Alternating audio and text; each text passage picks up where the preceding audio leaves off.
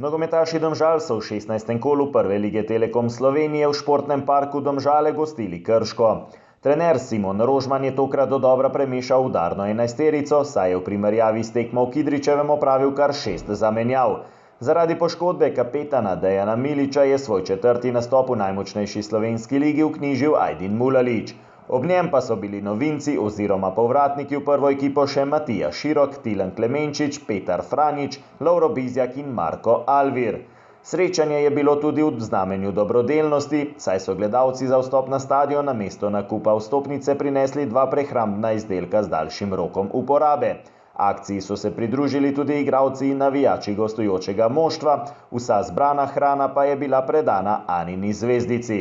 V hladnem in na trenutke tudi deževnem popoldnevu so tekmo sredine igrišča začeli nogometaši Krškega, ki so bili od prve do zadnje minute v podrejenem položaju.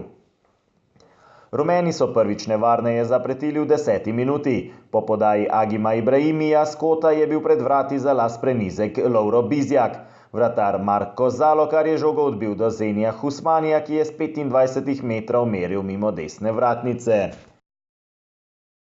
V 24. minuti nov kot za Domžalčane. Znova je podajo Ibrahimija s pestmi odbil Zalokar, v nadaljevanju akcije pa je žoga prišla do Franjića. Hrvat je streljal z voleja, a je meril mimo desne vratnice.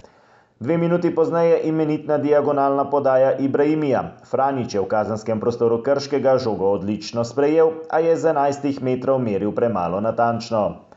V 28. minuti je Ibrahimi izvajal prosti strel na polovici Krškega. Podal je na vrh kazenskega prostora, kjer je Bizjak žogo spravil do Alvirja. Ta je 7 metrov močno streljal, a so gostujoči branilci njegov poizkus uspešno odbili v kot.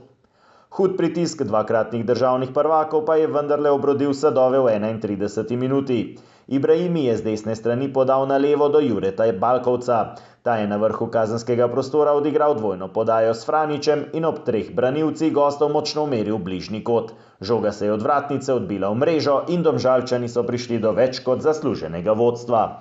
Balkovec je dosegel svoj 3. gol v sezoni, prvega v državnem prvenstvu, s čimer je postal že 17. strelec rumenih v letošnji sezoni prve lige Telekom Slovenije. V 39. minuti je Ibrahimi z prostega strela odlično podal na prvo vratnico. Tam je z glavo poizkušal Balkovec, ki je meril nenatančno. Le minuto pozneje je sledil hiter protinapad domačih. Franjić je podal do Alvirja, ki je v kazenskem prostoru zaposlil Ibrahimija. Makedonec je 2-krat streljal, a je po prvih 45 minutah ostalo pri minimalnem vodstvu Domžalčanov.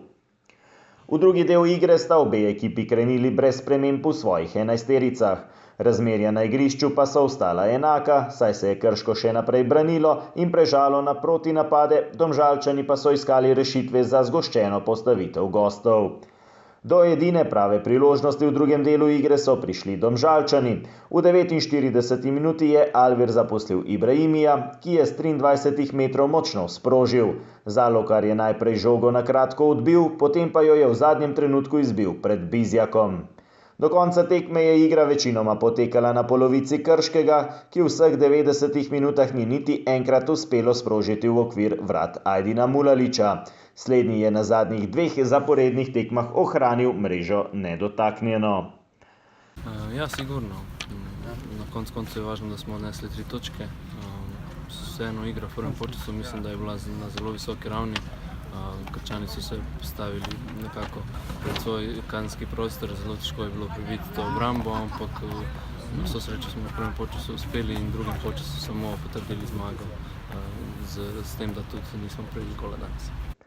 Domžalčani bodo 3. zaporedno zmago lovili proti Triglavu. Tekma v športnem centru Kranj bo v soboto ob 13.